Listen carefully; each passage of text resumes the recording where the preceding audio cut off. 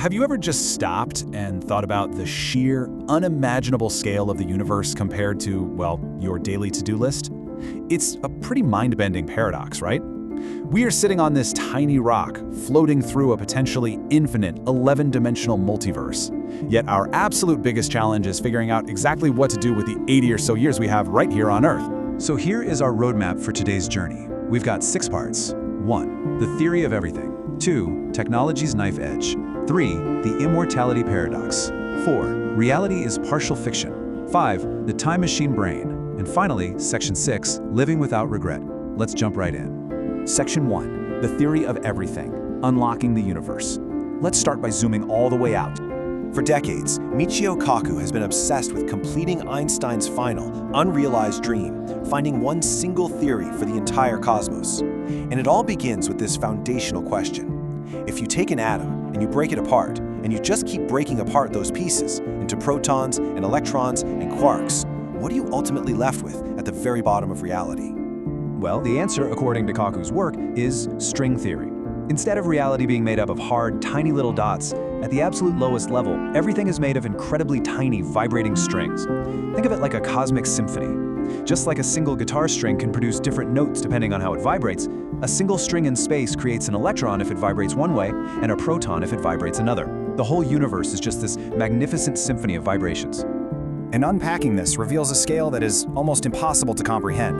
Kaku's ultimate goal is the master equation. Imagine a mathematical formula, maybe just an inch long, that unites all 4 fundamental forces of physics.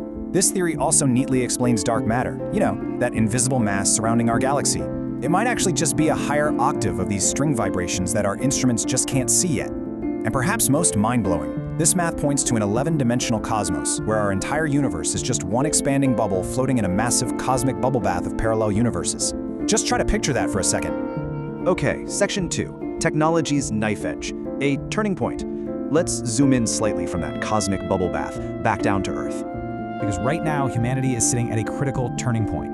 We're balancing on a knife's edge between unprecedented abundance and, honestly, potential global collapse. To really grasp this, we just have to look at how computers work.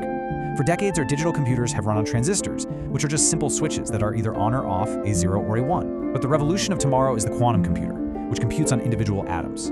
Because quantum states can exist in an infinite number of positions between 0 and 1 simultaneously, they are unimaginably powerful. Actually, they're so powerful that intelligence agencies like the CIA are deeply worried they could soon break all known digital encryption, which could literally crash global banking and systems like Bitcoin overnight. And alongside quantum computing is the massive double-edged sword of artificial intelligence. On one hand, AI could help us finally cure cancer and eradicate terrible diseases. But on the other, it introduces the very real threat of autonomous weapons and designer germs. Kaku actually theorizes that as AI gets smarter, moving from the intelligence of a bug to a mouse to a monkey at lightning speed, we might ultimately need to merge our own biology with robotic technology. We might have to become superhuman ourselves just to avoid a future civil war with machines. Section 3. The immortality paradox, defeating the cellular clock. Speaking of merging biology and tech, that brings us to our next major scientific frontier. We are tantalizingly close to a breakthrough that has dominated human myth for millennia. I'm talking about biological immortality. See, inside every single cell in your body is a biological clock made of things called telomeres. Every time your cells reproduce, these telomeres get shorter and shorter until they fray and the cell dies. That is what aging is. But scientists have discovered an enzyme called telomerase, which actually stops this cellular clock from shortening. So you're probably wondering, why aren't we all living forever right now? Well, here is the deadly catch. While the dream is to use telomerase to stop healthy cells from aging and give us an indefinite lifespan, the nightmare is that cancer cells also use telomerase and telomerase to achieve their own immortality. That's exactly why cancer is so lethal. It just never stops growing. So the great medical dilemma of our time is figuring out how to apply this enzyme to healthy human cells without accidentally waking up immortal cancer cells in the process. Now, we absolutely can't talk about the physics of the future without a quick detour into extraterrestrial life. When asked about recent UFO and UAP sightings, Kaku gives a really grounded scientific breakdown. He says we are currently at encounters of the first kind, seeing unexplained things in the sky. But Kaku notes that if advanced aliens are actually visiting us, they are almost certainly robotic probes, not biological beings. Why? Because the instant zigzags and massive G-forces we observe in these UAPs would completely crush any known biological structure. To cross the galaxy, they'd likely need to use immense energy to bend space itself through wormholes. All right, Section 4. reality as partial fiction, the illusion of perception. We've explored the edges of the universe and the limits of our tech. Now, let's zoom all the way inside the human mind. Kaku points out that reality as we know it is basically a partial fiction. We walk around every day thinking we see the world exactly as it is, but we are only seeing a tiny, teeny fraction of it. You can't see infrared light, you can't see ultraviolet light or cosmic rays. Evolution didn't give us the senses to see the full objective truth of the universe. It only gave us the senses necessary to spot a predator in a forest and survive. So reality, as you experience it right now, is largely a functional illusion. Section 5. The time machine brain, our unique burden. And within that illusion, there's a biological mechanism that completely separates us from the rest of the animal kingdom. Think about the concept of the brain as a literal time machine. The cerebral cortex, that front part of our brains, allows us to constantly simulate the future. If you ask a dog what it's doing next year, it doesn't care, it just wants its next meal. Animals care about immediate survival, but humans are uniquely burdened and blessed with the ability to obsess over tomorrow, next week, and next year. We plan, we worry, and we dream. But with this time machine brain comes a really profound responsibility. Kaku shared a deep realization from his time serving in the US Army during the Vietnam War.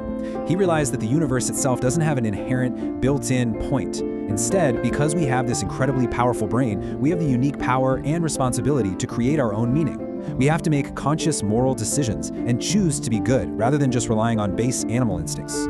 Section 6. Living without regret, maximizing your blip in the cosmos. This brings us to a complete pivot, directly to you, the viewer.